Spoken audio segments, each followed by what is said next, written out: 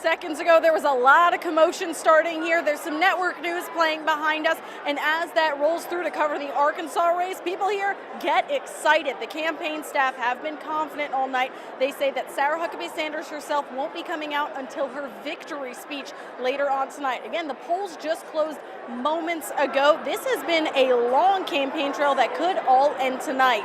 Sarah Huckabee Sanders started her campaign back in June, so we now have learned that they have just called the race. Sarah Huckabee Sanders will be the next governor for Arkansas. This breaks a lot of records tonight. She will be the first woman to lead the state. She will also be the first mother to lead the state. I know that was an important factor for voters, so people here are very excited. Again, the reaction didn't seem surprised here at all. They've been confident all night. Sarah Huckabee Sanders is expected to come out on this stage to make a victory speech later on. She was expected to be in the building right around now. Again, polls just closed a few minutes ago. So this has been an absolutely unbelievable and incredible 2 years. I first want to start by thanking my two opponents here in the final stretch, Chris Jones and Ricky Dale Harrington. One of the most amazing things about tonight is that no matter how it turned out, Arkansas was going to make history tonight.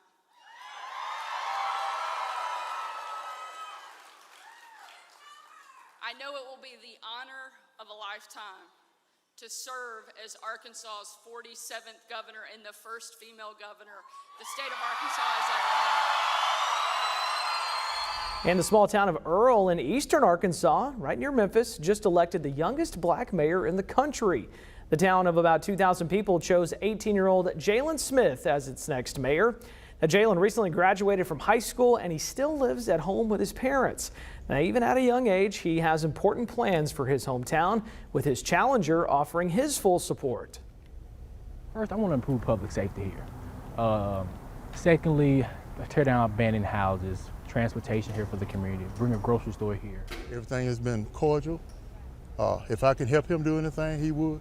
I'll do it, and likewise with him. Now, both candidates are friends and their families have known each other for years. The lottery is on everyone's mind, especially for those living in Worcester. Yeah, because earlier this week, a Faulkner County woman bought a winning $2 million lottery ticket at a gas station there. But the winner's not the only one to benefit. The gas station gets a portion of the cash as well. THV 11's Brooke Buckner gets us that story. This gas station is getting a lot of attention after selling that $2 million ticket. The manager says it's drawing in more people to buy from here since the jackpot is still up for grabs. Hi, hon, how are you? As folks line up for lottery tickets, they're keeping an eye on the rising jackpot. It's up there, huh? H&M Food Mart manager Marcy Asher says more people are coming in to buy lottery tickets after word got out that they sold a big winner. Maybe 20, 30%, something like that. You know, it's been a lot more. And a lot of them are first-time ticket buyers. Wednesday, we saw a lot of first-timers. A lot of little older ladies. How do I do it? What do I do? You know. Peggy Thompson buys them every once in a while. I don't usually play, but since it's so large, we decided we'd try. Peggy won $9 and bought more tickets with it. You won how many of the Powerball?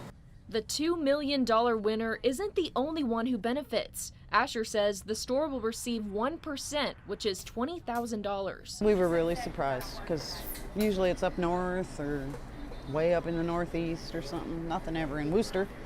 It's a small town. Everyone now waiting for Saturday night's historic drawing. $1.6 billion now up for grabs. Everybody's happy for whoever wins. In Worcester, Brooke Buckner, THV 11 News. Well, that $2 million winner wants to remain anonymous, but she did tell the lottery she doesn't plan to quit her job. She's going to invest the money and save for retirement. So you've heard it on THV 11 before, you've read about it in magazines, and you've probably tasted it at your last barbecue. Now, this small Arkansas business has made it to the big leagues, Walmart, and they have no plans of stopping anytime soon. Let's take a look. I don't care if it's 2 degrees in a blizzard. Go get the sauce. The Truth Sauce, a booming Arkansas father-son business duo we introduced you to last year. When I discovered Truth Sauce, it was a hit. now preparing for what a lot of entrepreneurs call a dream. Truth Sauce is at Walmart right now. We're starting out in Walmart on Shackelford and also Walmart on McCain. Walmart, a huge goal for almost any retail entrepreneur, and the excitement is evident, especially from Keith Tucker Sr. as he watches his son make his dream a reality. And he said, "No, I'm in." And I said, "You in what?" He said, "I'm in Walmart. I'm getting in Walmart." I said, "Wow." I just, I was just overjoyed. His son, Keith Tucker III, and president of the Truth Sauce, had no doubts about his business making it to the next level. I knew it was going to happen, just off his drive and his work ethic. Expanding the sauce and seasoning world. We have the Truth barbecue sauce. Creating jingles for your next summer barbecue.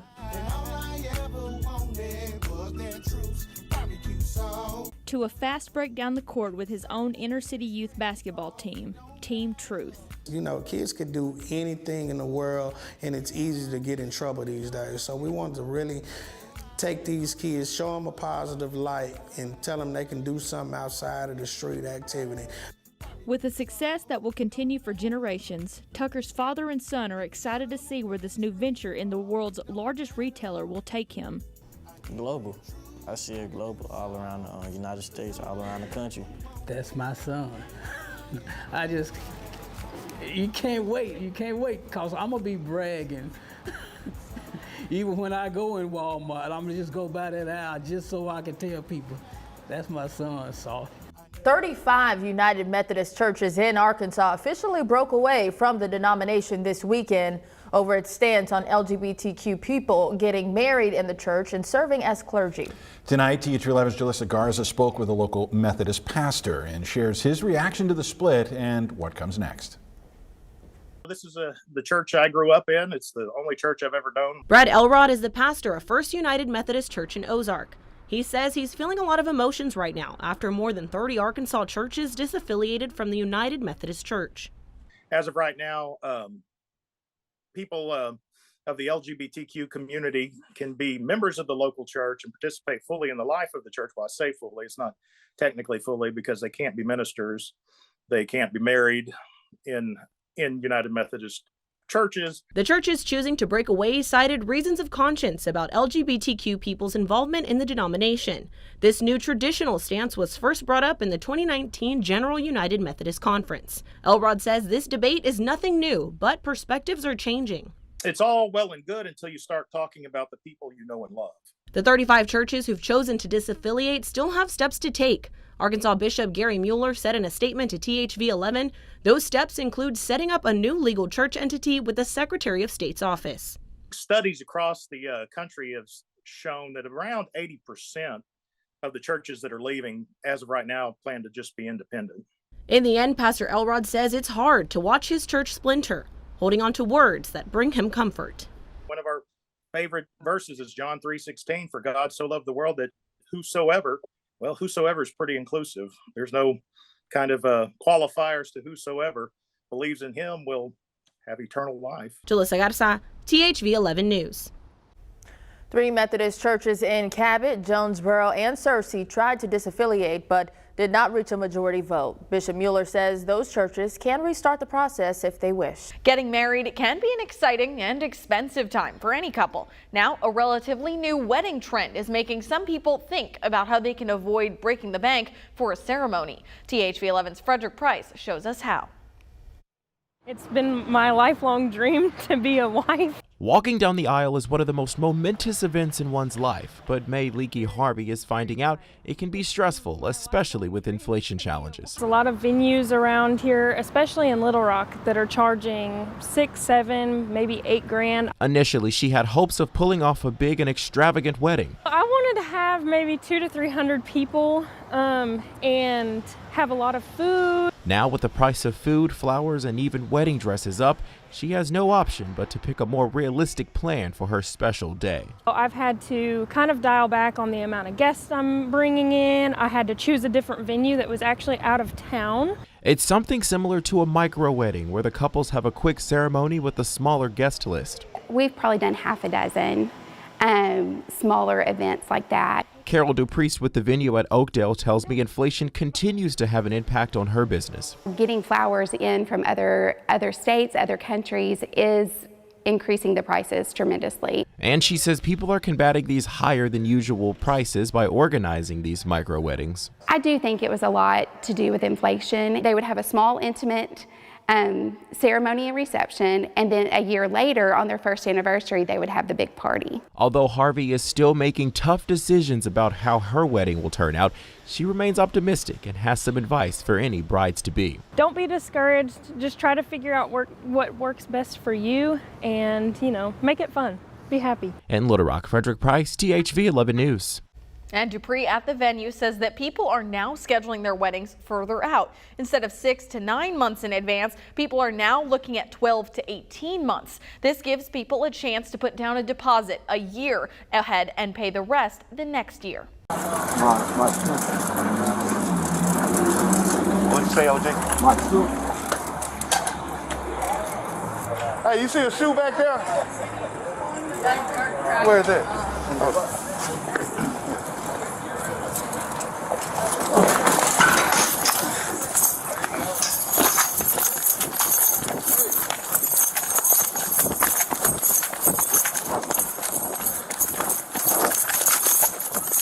Oh, I'm gonna catch you, baby. I'm finna shoot your bitch ass.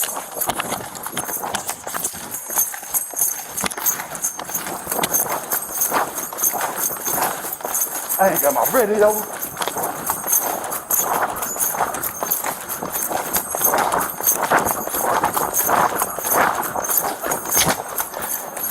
Hey, can you call the police for me? Call the police for me. Hey, call the police. Call the police. What way it go?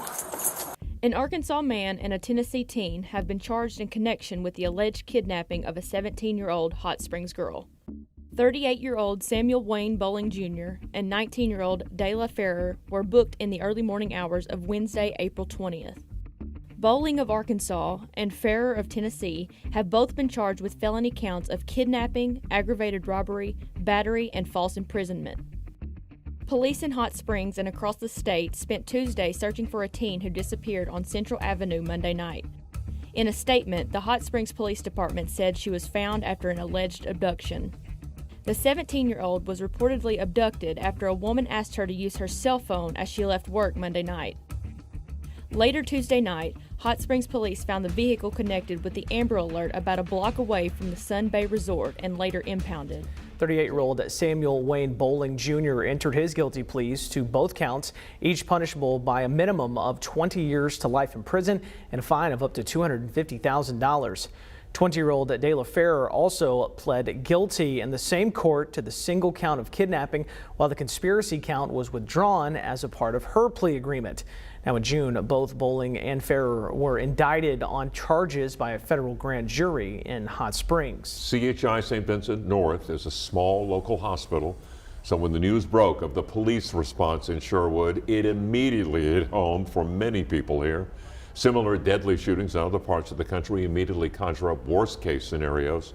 Here's what we know about this specific incident. The hospital just off 167 went into lockdown at around 9:45 this morning when the shooting took place. Word got out from employees inside that the person was on the 4th floor. Local, state, and federal law enforcement converged. People, patients, and employees gradually managed to get out over the next hour, and Little Rock police arrested the suspect about 15 miles away from the scene. That was shortly after 11.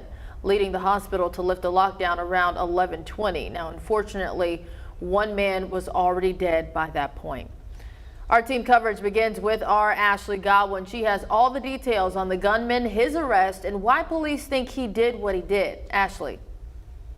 The Sherwood police chief called this the worst case scenario, but they were able to respond to CHI St. Vincent North and arrest the suspect within 2 hours.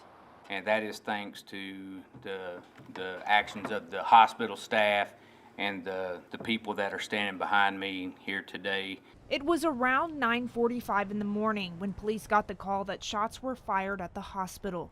When they got there, the killer had already fled, but they found a person shot and killed. 21-year-old Leighton Whitfield, who was visiting one of the patients. Around 11, Little Rock police arrested the shooter, Raymond Lovett, at an Exxon gas station. He is charged with capital murder and aggravated assault. This is not an act of terrorism. This appears to be the suspect and the victim. They knew each other. Our prayers go out to our patients, their families, our heroic co-workers and their families. The CEO for CHI St. Vincent said they were prepared for this, and security and lead employees had been trained in active shooter situations. Now they're reviewing this to make sure they are better prepared and this doesn't happen again. In Little Rock, Ashley Godwin, THV 11 News. It's been almost 24 hours since the Maumelle woman was reported missing by her family. She was last seen paddleboarding down the Arkansas River. Officials have been searching for Haynes since early this morning, and THV 11's Ian Russell joins us live from Maumelle with the latest. Ian.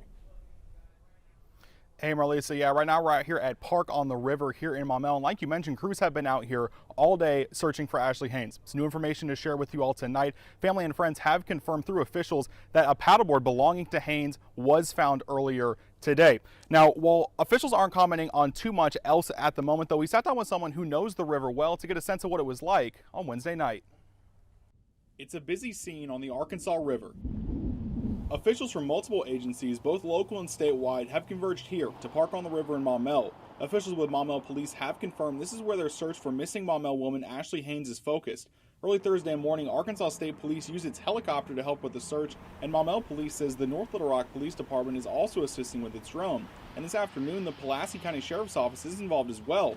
While officials haven't released much information about this case, there are things they were able to tell us. Family members reported Haynes missing around 6 p.m. Wednesday after not hearing from her. They say the last time she was seen, she was paddleboarding down the river. We wanted to know what the river could have looked like yesterday, and with officials unable to comment, we turned to someone who knows the river well. Samuel Ellis owns Rocktown River Outfitters and leads paddleboard tours on the river. The right circumstances, any body of water can be dangerous, but that's why you want to make sure that you do have all the safety precautions as far as a life jacket and a paddleboard leash. While we don't know if Haynes did or didn't have those things, Ellis says the water could pose extra challenges this time of year. Unless you're very confident and comfortable and you've been in cold water before, then that's what really causes the danger issue.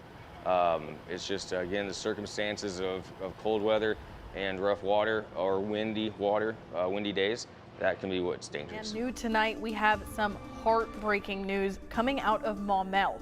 The body of missing paddleboarder Ashley Haynes has been found. Authorities say they discovered her around noon today near the north side of the Arkansas River. That's where rescue crews had been searching since Haynes' family first reported her missing on Wednesday. Police say there appears to be no sign of foul play, but they are still waiting on results from the state crime lab to determine what exactly happened. And new tonight, a woman will be back with her family in Little Rock after being sex trafficked. It was in Miami, and she sent a text to her father telling him she was in danger after realizing the man she thought she loved was actually putting her in a terrible situation. THV 11's Ashley Godwin has more information on this, including the signs you need to know that someone could be doing it to you. This is 29-year-old Kyron LaJohn Richardson. He is being charged with human trafficking after Miami police say he preyed on a Little Rock woman. It's a crime that can happen anywhere, including here in Arkansas. Here's how you can protect yourself. A lot of times when these individuals are saying a lot of the right things, they're using or trying to get to an individual that may be very vulnerable at the time. The Miami-Dade prosecutor says the 21-year-old victim from Little Rock was lured to Florida after she and Richardson exchanged messages on social media. He said things like she was too beautiful to be in Little Rock and she should come to Miami to be with him. A lot of times these things are drawn out. It could, for lack of a better term, it could be a grooming process, right? It could take 1 to 2 years or 6 months. It doesn't happen overnight. After she reached Miami, she tells police she saw violence against other women who lived in the house with Richardson. That's when she texted her father, who notified police. Arkansas ranks in the top 5 in the nation for trafficking instances, and this is just reported. Alex Smith with Partners Against Trafficking Humans, or PATH, says there are some things to be aware of when talking to strangers online. If it sounds too good to be true, it probably is. And if you are planning to meet up with someone from the internet, let a loved one know where you are going. And parents, know what apps and websites your kids are on and make sure you are aware of who they are talking to. I always just recommend, keep that connection open. And sometimes it does resolve itself to where you have a positive outcome. Richardson was also found with $18,000 cash on him when arrested. When a search warrant was executed at his home, they found several guns as well. Now, if you have concerns of someone in a situation like this, you can reach out to PATH. We have that information on THV11.com.